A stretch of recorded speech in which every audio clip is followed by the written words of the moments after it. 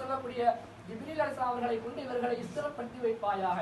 தொடர்ந்து அவர்கள் நிம்மதியாக வாழட்டும், என்னை புகழ்ந்து பாடிக்கொண்டே இருக்கட்டும் என்று 100 வருடங்களுக்கு மேலாக ஹஸ்ஸான் இப்னு சாபித் அவர்கள் வாழ்ந்ததாக சரித்திரம் கூறுகிறது. அப்ப நபிகள் நாயகம் ஸல்லல்லாஹு அலைஹி அவர்கள் தடுக்கவில்லை.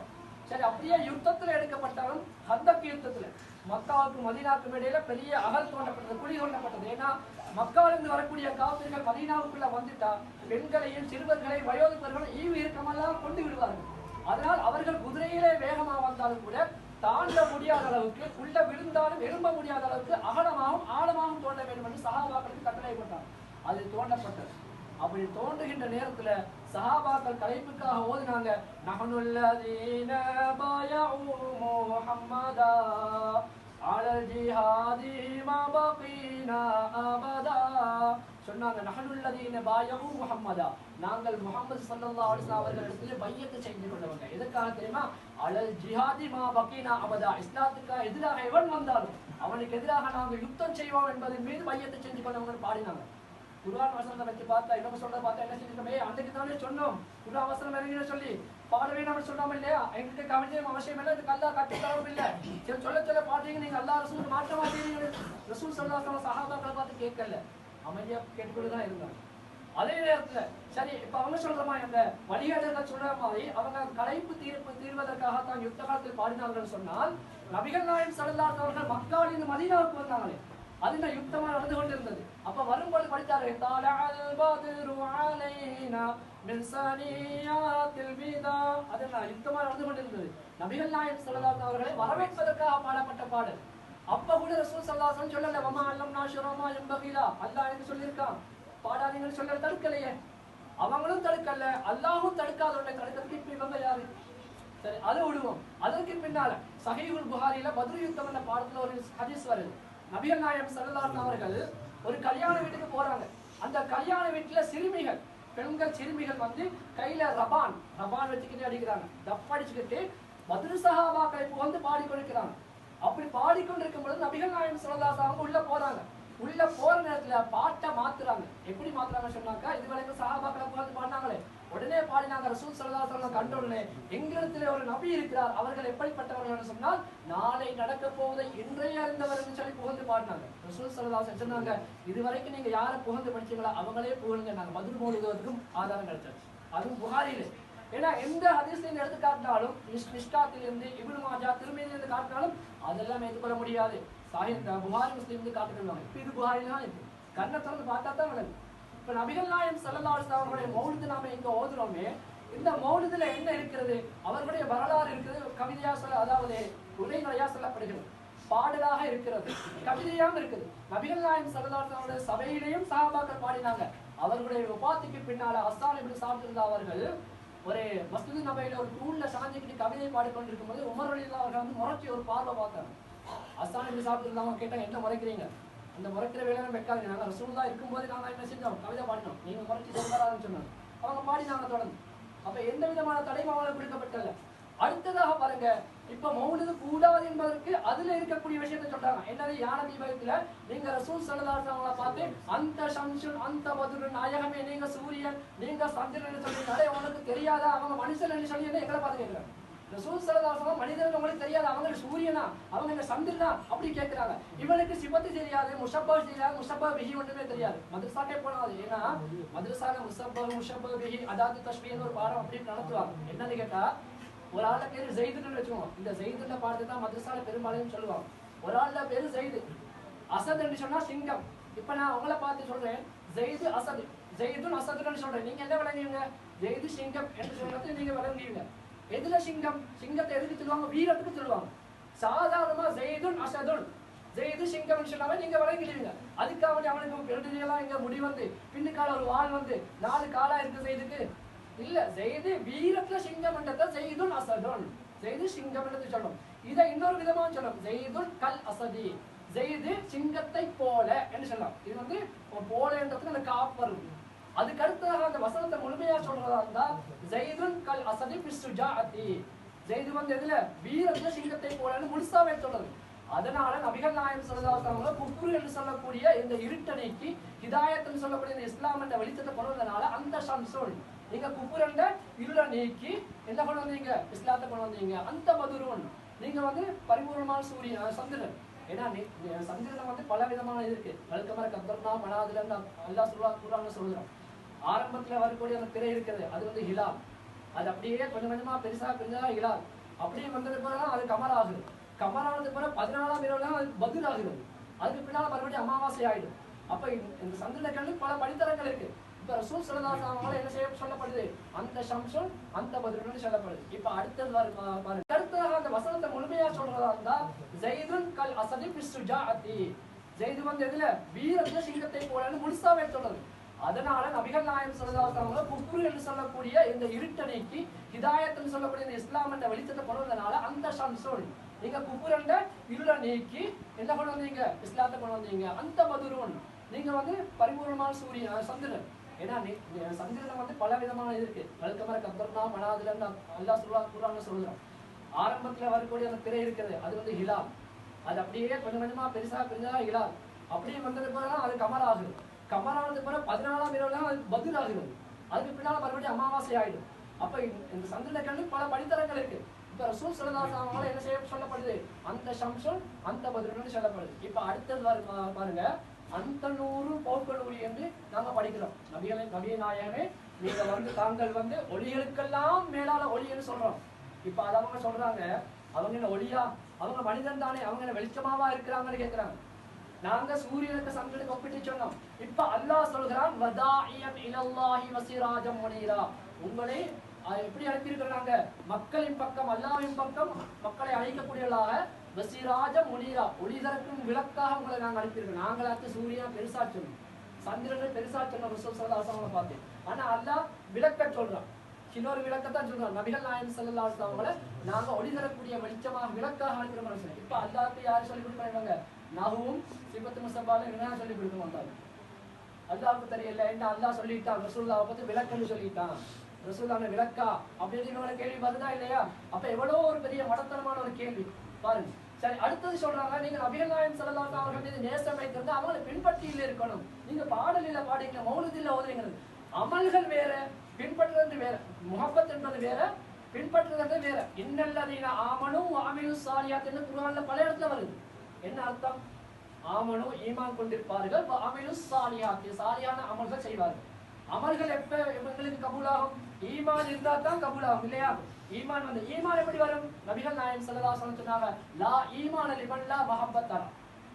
எவனுக்கு மஹப்பத் உள்ளத்துல இல்லையோ அவனுக்கு ஈமான் இல்லையா? அப்ப முதல்ல மஹப்பத் தான் வரும். மஹப்பத் வந்துதான் ஈமானுக்கு வரணும். இஸ்லாத்தை ஏத்துக்கணும். இஸ்லாத்தை ஒரு மனிதன் ஏத்துக்கொள்றதா இருந்தா இஸ்லாத்து மீது அவனுக்கு பிரியம் வரும், அதுதான் மஹப்பத். அப்ப அந்த இஸ்லாத்தை யார் கொண்டு வந்தாங்களோ அந்த ரசூல் ஸல்லல்லாஹு அலைஹி வஸல்லம் மீது மஹப்பத் வரும். அப்ப ஈமான் வந்தாச்சு, இஸ்லாம் வந்தாச்சு, அதுக்கு பிறகு என்னது, வஅமிலு ஸாலிஹாத்தி. இப்ப அமல் செய்யும். ஈமான் வந்தாச்சா, முஹப்பத்தை கொண்டு ஈமான் வந்தது, அதுக்கு பிறகுதான் என்ன செய்யணும், அமல் செய்யணும். இன்னொரு சம்பவத்தை எடுத்துக்கோங்க, உங்க எல்லாருக்கும் தெரிஞ்ச சம்பவம். நபிகள் நாயகம் ஸல்லல்லாஹு அலைஹி வஸல்லம் அவர்கள் மஸ்ஜிது நபவியில பேரித்த மரக்கட்டையில இருந்து பயான் செய்யலாம், மக்கள் பயான் செய்யலாம். அதுக்கு பின்னால சஹாபாக்கள் செய்தாங்க, ஒரு புதிய மிம்பரை கொண்டு வந்து வச்சாங்க.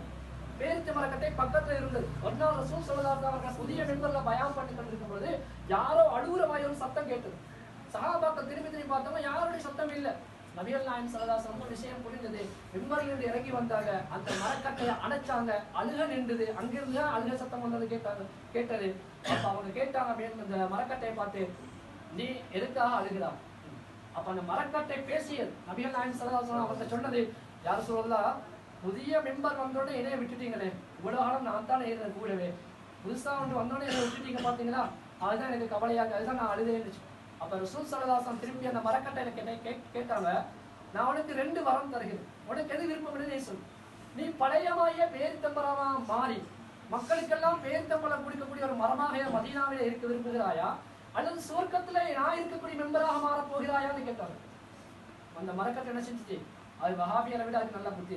மரக்கட்டை என்ன சொல்லிச்சு, நான் சுவர்க்கத்தான் இருப்பேன், நான் தாங்கள் இருக்கக்கூடிய அந்த இடத்துல நான் இருப்பேன், என்ன செய்ய மாட்டேன், உங்களை புகழக்கூடாது என்று சொல்லக்கூடிய மரக்கசுல போய் புகுந்து கொண்டு இருக்க மாட்டேன், நீங்க இருக்கக்கூடிய மனமான சுவர்க்கத்துல நான் இருப்பேன் சொல்லி அந்த மரக்கட்டை சொன்னதுனால நபிகள் நாயகம் ஸல்லல்லாஹு அலைஹி வஸல்லம் அவங்களோட கையால் அது அடக்கம் செய்யப்பட்டது. நாளை மறுமையிலே கியாமத்தில் அந்த சுவர்க்கத்தை நபிகள் நாயகம் ஸல்லல்லாஹு அலைஹி வஸல்லம் அவர்கள் உட்கார்ந்து இருக்கக்கூடிய மரக்கட்டை அந்த மெம்பராக அது வரும். இப்போ மரக்கட்டைக்கு புத்தி இருக்குதா, மரக்கட்டைக்கு அறிவு இருக்கா? இல்ல. மரக்கட்டை தொழுததா, மரக்கட்டை ஜகாத் கொடுத்ததா, நோன்பு வச்சதா, ஒன்றுமே இல்ல. எதுவுமே செய்யாத மரக்கட்டை எப்படி சுவர்க்கத்துக்கு போச்சு? முஹப்பத், நபிகள் நாயகம் ஸல்லல்லாஹு அலைஹி வஸல்லம் முஹப்பத் வச்சு சுவர்க்கத்துக்கு போச்சு, அமலே இல்ல. அதே மாதிரி இன்னொரு மனிதர் வந்து கேட்டாரு, எல்லாருக்கும் தெரிஞ்ச விஷயம், நாயகமே கியாமத் நாள் எப்போ வரும்னு கேட்டாங்க. அவங்க கேட்டாங்க, திருப்பி நீங்க கியாமத் நாளுக்கு என்ன வச்சிருக்கீங்கன்னு சொல்லி தயார்படுத்தீங்கன்னு. அப்ப ரசூல் ஸல்லல்லாஹு அலைஹி வஸல்லம் அவங்க கேட்ட பொழுது அந்த மனிதர் சொன்னார், என்கிட்ட பெருசா நோன்புகள் தொழுகைகள் எதுவுமே இல்லை யார் சொல்லலாம், ஆனா நான் உங்களை நேசிக்கிறேன், உங்களை மாப்பத்து வைக்கிறேன்னு சொல்லும் போது அந்த அனுபவத்தை நீங்க யாரை நேசிக்கிறீங்களோ அவங்களோட இருப்பீங்கன்னு சொன்னாங்க. இப்ப என்ன சொல்லலாம் ரசூல் ஸல்லல்லாஹு அலைஹி வஸல்லம், எங்க சரியா தொழல, நிறைய தொழுகல்ல, அல்ல முதல் தொழுகை முக்கியம், தொழுது இருக்கணுமே, வெற்றிகரக்க தொழுது இருக்கணும் இல்லையா, நீங்க என்னோடதான் இருப்பீங்கன்னு, நீங்க எங்களோட சுவர்க்கத்தில் இருப்பீங்கன்னு சொன்னாங்க. அப்ப மஹப்பத்து போதும். நாங்க செய்யற அமல அல்லாஹ் தஆலா ஏற்றுக்கொள்கிறானா இல்லையான்னு எங்களுக்கு தெரியாது, நாங்க ஆதரவு வச்சு ஓதுறோம். அல்லாஹ் ஏற்றுக்கொள்ளணும், அல்லாஹ் கபூல் செய்யணும். கொடுக்கிறது யாரு? ரசூலுல்லாஹி ஸல்லல்லாஹு அலைஹி வஸல்லம் தான். நாளை கியாமத் நாளை எங்களை என்ன செய்வாங்க? சொர்க்கத்துக்கு கூட்டிட்டு போவாங்க.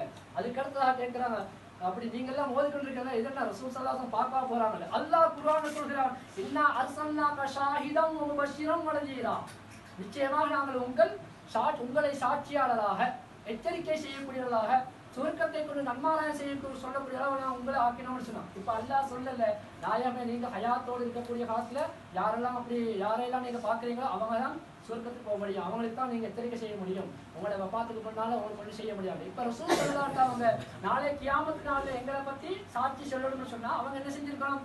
இப்ப நடக்கக்கூடிய அமலெல்லாம் அவங்க பார்க்கணுமா இல்லையா? அல்லாஹ் குர்ஆன்ல சொன்னா, இந்த குர்ஆன் ஆயத்து ரசூலுல்லாஹ்வுடைய வஃபாத்து வரைக்கும் தான், அதுக்கு போது அது கேன்சல், அதெல்லாம் எடுக்க முடியாது, ஏன்னா அவங்க வஃபாத் ஆயிட்டாங்க, கபர்ல எங்கெல்லாம் பார்க்க முடியாதுன்னு சொன்னாங்களா? இல்ல, முதல்ல ஒரு விஷயத்துக்கு சாட்சி சொல்றேன்னா கண் பார்வை சரியா கண்ணால பார்த்திருக்கணும். நான் பார்த்தேன் இவர் அப்படி, நான் பார்த்தேன் இவர் இப்படி என்று சொல்றதுக்கு தெரிஞ்சிருக்கணும். அப்ப ரசூல் ஸல்லல்லாஹு அலைஹி வஸல்லம் இன்ன அர்சல்னாக ஷாஹிதன், கபர்ல தான் பார்த்து கொண்டு இருக்காங்க இந்த அமல்களை. நாளை கியாமத் நாளை சொல்லுவாங்க, எனக்கு அவன் என்ன செஞ்சாங்க? ஸலவாத் நபி ஸல்லல்லாஹு ஓதுனாங்கன்னு சொல்லி. அதே மாதிரி முபஷ்ஷிரன், எங்களுக்கு நாளைக்கு கியாமத் நாள் செய்வாங்க, இவங்க எனக்காக புகழ்ந்து ஓதினாங்க, என்னுடைய ஸலவாத்தை சொன்னாங்க, இவங்க என்னதான் இருக்கணும்னு சொல்லி சொல்லுவாங்க. அப்ப பார்க்க தெரிஞ்சா தானே அல்லாஹ் தஆலா குர்ஆன் அப்படியே வைக்கிறான். சரி, இன்னொரு ஆயத்து அதுக்கே ஆதாரம் என்னது?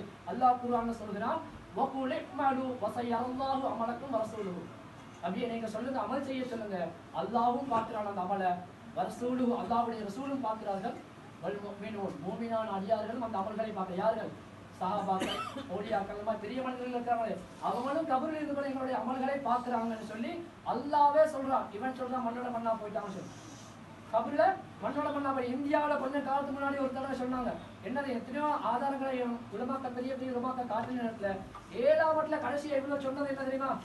இந்த இஸ்லாம் நாசமா போய்விட்டது, இஸ்லாத்தை நாசமாக்கியது இமாம் புகாரியும் இமாம் முஸ்லிமும், அதற்கு சப்போர்ட் பண்ணது அபூ ஹுரைரா ரலியல்லாஹு அன்ஹு. எவ்வளவு பெரிய வார்த்தை!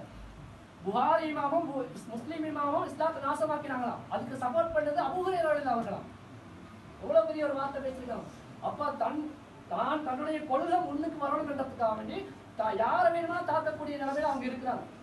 அப்ப இதை நாங்க சிந்திக்கணும். அப்ப அல்லாஹ்வும் ரசூலும் சொல்லாத ஒன்றைத்தான் இவங்க என்ன செஞ்சு பண்ணிருக்காங்க, நமக்கிட்ட வந்துகிட்டு இது அப்படி, இது இப்படி, இதுல உள்ள அது நல்லா சொல்லி பண்ணிருப்பாங்க. இன்னொரு விஷயம் என்ன சொல்ல போனா, நம்ம வந்து இந்த என்ன பைத்தல் இதுல படிக்கிறோம், மமரீல நம்த ஆயுதுஹு கது அத்தாஹுல்லாஹ் பில் பரஜியம்.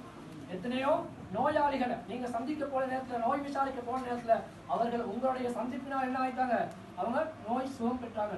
இப்னு அப்பாஸ் ரலியல்லாஹு அவர்கள் சொல்றாங்க, நபிகள் நாயகம் ஸல்லல்லாஹு அலைஹி வஸல்லம் அவர்கள் யாரையாவது நோய் விசாரிக்க போனா அந்த நோயாளியை பார்த்து சொல்லுவாங்களா, இன்ஷா அல்லாஹ் சுகமாயிடுவான்னு சொல்லுவாங்க.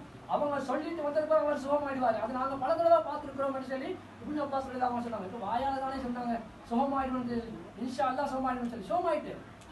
அப்ப ரசூல் ஸல்லல்லாஹு அலைஹி வஸல்லம் அந்த நோய் நீக்கிறவங்க இல்லையா? இப்ப எத்தனையோ விஷயங்கள், ஏன்னா பார்க்கிற பார்வை சரியில்லை. இஸ்லாத்தை படிக்கணும் என்ற நோக்கம் பார்வை சரியில்லா போச்சு. பார்வை வந்து 3 விதமான பார்வை இருக்கு.